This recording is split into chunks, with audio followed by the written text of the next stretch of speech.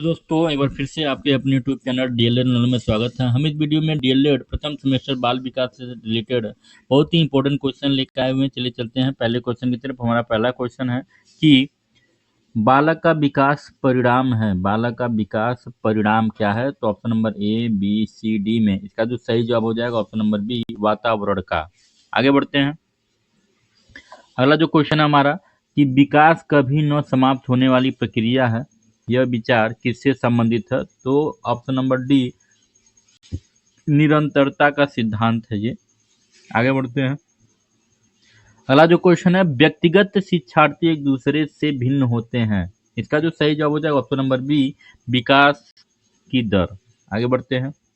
Lawrence Kohlberg विकास के क्षेत्र में शोध के लिए जाने जाते हैं, नैतिक नैतिक क्षेत्र में जाने जाते हैं, ऑप्शन नंबर डी। आगे बढ़ते हैं।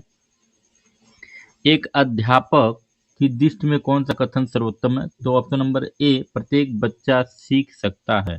आगे बढ़ते हैं कि मनुष्य जीवन का आरंभ मूलतः घटित होता है, तो ऑप्शन नंबर बी, केवल एक कोष में।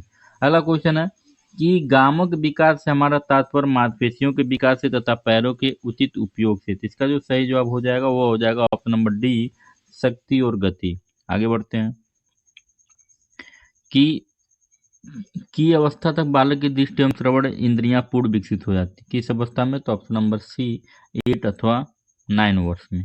आगे बढ़ते हैं कि इस अवस्था में बालकों में नई खोज करने की और घूमने की प्रवृत्ति बहुत अधिक बढ़ जाती है, तो किस अवस्था में? तो उत्तर बाल्य अवस्था में, ऑप्शन नंबर बी। आगे बढ़ते हैं। तर्क, जिज्ञासा तथा निरीक्षण शक्ति का विकास होता है कि आयु पर? तो ऑप्शन नंबर बी, 11 वर्ष। आगे बढ़ते हैं कि ब्रीजेज के अनुसार उत्तेजना भाग है किसका? तो संवेगात्मक विकास का, ऑप्शन नंबर सी सही हो जाएगा। बुद्धि परीक्षण निर्माण के जन्मदाता कौन है? तो अल्फ्रेड बीने, option number D. Important question है, याद रखिएगा। अगला जो क्वेश्चन है कि प्रतिबिंब, अवधारणा, प्रतीक एवं संकेत, भाषा, शारीरिक क्रिया और मानसिक क्रिया अंतर्निहित है, तो ऑप्शन नंबर डी, विचारात्मक प्रक्रिया में। आगे बढ़ते हैं कि छोटा शिशु खिलौनों तथा अन्य वस्तुओं को फेंककर उसके भागों को अलग करके किस भाव को दर्शाता है? तो ऑप्शन नंबर सी, जिज्ञासा प्रवृत्ति भाव को दर्शाता है। आगे बढ़ते हैं।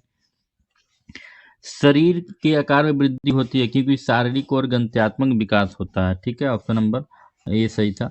आगे बढ़ते हैं कि निम्नलिखित में से कौन सा समस्या समाधान की वैज्ञानिक पद्धति का पहला चरण है? तो ऑप्शन नंबर बी, समस्या के प्रति जागरूकता। आगे बढ़ते हैं कि वृद्धि का संबंध किससे है? तो वृद्धि का संबंध, ये आपके लिए क्वेश्चन है, वर्क करके लाइएगा इसको और ट्रिक करके कमेंट जरूर बताइएगा। आगे बढ़ते हैं। किशोरावस्था की अवधि कितनी होती है? तो 12 से 19 वर्ष तक होती है, याद रखिएगा। निम्नलिखित में से वंशानुक्रम संबंधित नियम कौन सा है? तो समानता का नियम, ऑप्शन नंबर सी। आगे बढ़ते हैं। बुद्धि एवं विकास में क्या संबंध है? तो एक दूसरे की पूरक है, ऑप्शन नंबर सी हो जाएगा, याद रखिएगा। बाल विकास का सही क्रम क्या है? तो बाल अवस्था, किशोरावस्था, फिर प्रौढ़ावस्था, ऑप्शन नंबर सी सही हो जाएगा। आगे बढ़ते हैं। विकास में वृद्धि से तात्पर्य क्या है? तो आकार, सोच, समझ, कौशलों में वृद्धि होती है, ऑप्शन नंबर डी सही हो जाएगा। अगला क्वेश्चन है कि शारीरिक विकास का क्षेत्र क्या है? तो स्नायु मंडल, ऑप्शन नंबर ए सही हो जाएगा।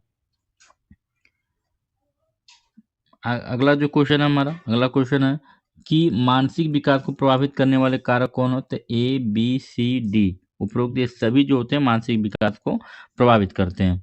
अगला क्वेश्चन, सीखने को प्रोजेक्ट विधि किस अवस्था के लिए उपयोगी है? तो ये सभी अवस्थाओं के लिए है, चाहे वो बाल्य अवस्था हो, पूर्व अवस्था हो या फिर किशोरावस्था हो। आगे बढ़ते हैं कि बाल्य अवस्था होती है, क्या होती है? तो 12 वर्ष तक की अवस्था को बाल्य अवस्था कहते हैं। अगला जो क्वेश्चन है कि निम्नलिखित में से कौन सी किशोरावस्था की मुख्य समस्या है? तो संवेगात्मक समस्या, शारीरिक परिवर्तनों की समस्या और समायोजन की समस्या, ये सभी आंसर हो जाएगा इसका, ऑप्शन नंबर डी।